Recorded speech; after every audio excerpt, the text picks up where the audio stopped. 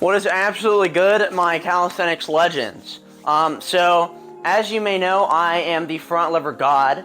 I'm just that good. As you may know, not really, but yeah. So if you can't already tell from the video's title, in this video, I'm going to be going over like the best exercises that you can do to better your front lever, or maybe just start your front lever.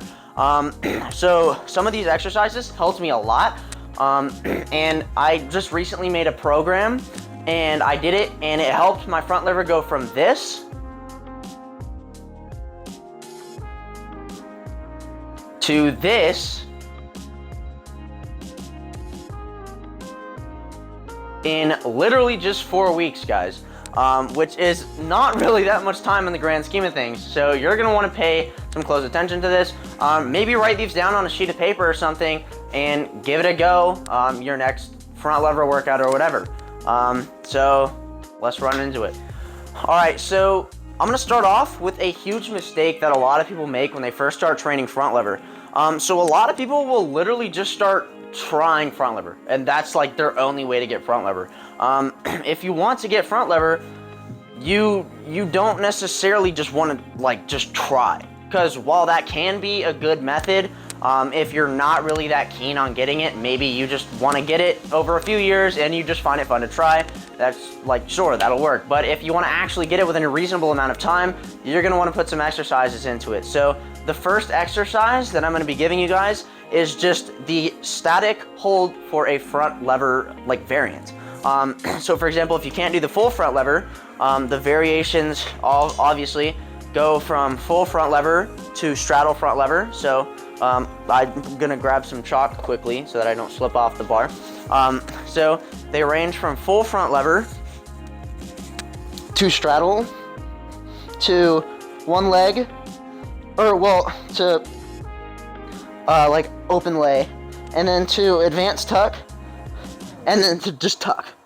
So you pretty much want to do the one that you can do for at least 3 to 10 seconds, and you usually want to incorporate that in your workouts in sets of 3. So you usually want to do this towards the beginning of your workout because it is the most intense exercise of your workout. So you want to incorporate that first, and then second, sorry, I'm a little out of breath because that's front lever is quite the difficult skill. What you want to do next is, if once you've already done those 3 sets, and maybe you're running out of fatigue, you can't really do that anymore. What you could do is you could grab a resistance band or just something to help you. I'm gonna grab one from my plethora of resistance bands over here. So you usually don't need anything huge, and just wrap it around the bar like this. What you don't want to do is put it like this and then put your legs in it and then just go out like that, because that's not going to help very much, because it's not really forcing you to use your abs as much, and it's just not really a great way to do it.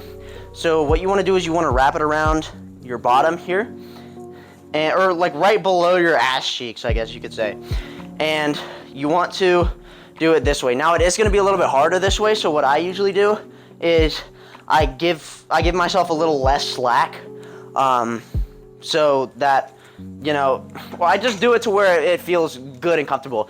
And you want to be doing this to where you can usually hold it for around 10 to 15 seconds, and you want to be doing this also in sets of anywhere from 2 to 4, and this you will usually come after your set of like actual front lever. So look something like this, and you'd hold that position for as long as you really need to, I guess, to get to 10 to 15 seconds. All right, boys, so moving on. So another really good exercise for getting front lever, this is one that I would just do like just randomly throughout the day. So for example, whenever I would come downstairs, I have a pull-up bar in my house, I would just get on it and I would just do these. I'll show you what I mean in a second, but the exercise itself is tucked front lever pull-ups, or just front lever pull-ups in a certain variation. So maybe you can do them like more, so maybe you can do them in a one leg. I'm not sure if I can, kind of, but these right here. And then when those become a little bit too hard, you can raise your legs and start going up like that. And so what I would do is whenever I got home or from school or from wherever, or whenever I came downstairs maybe, or maybe I was coming to grab a snack, I would go and I would just do like 5 of those. And then at the end of that, so maybe this is my 5th rep, I would just hold here for like, well, for me, I can hold this position for a while. So I would hold it for like anywhere from 15 to 20 seconds, because that's gonna build a lot of, back stability for those muscles, and it's gonna build them a lot so that you're better at assuming the front lever position, obviously. So yeah, that's another really great exercise, is front lever or front lever variated pull-ups. All right, so for the next exercise, you're gonna want something a little higher than this. So for example, I have these rings right here. I'll snap to those. All right, so for example, I have my rings right here. So ideally what you would wanna do is you'd want something high up. So rings work very well in this scenario. Or you could use something like that bar. But what you wanna do, is you wanna hang from these, and you want to pull yourself up to where you're upside down in whatever position you can do that in. So maybe you can only do it in that full front lever position for like a few reps, or maybe even 1 rep, for example. I'm gonna close the garage a little bit because my legs are in the way. All right, so it would look something like this if you're doing it with a full front lever. So you would go up there and then you lower back down super slowly. So it's basically just a combination of a front lever pull and a front lever negative. And so what I would do is I would do however many of those I could do. And then I would move to the next variation, which is straddle. So I would go up in a straddle, and then I'd come down as slow as I could. And then from there, I'd go up in one leg, and then so on and so forth, obviously. So that's another really great exercise for those. All right, so the exercises that I have just described to you are some really great exercises for building up your skill.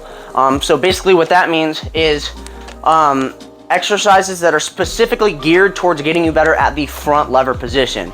However, if you're too small and your muscles aren't big enough, maybe you're like super skinny, then your muscles won't be able to have enough strength to hold the front lever position.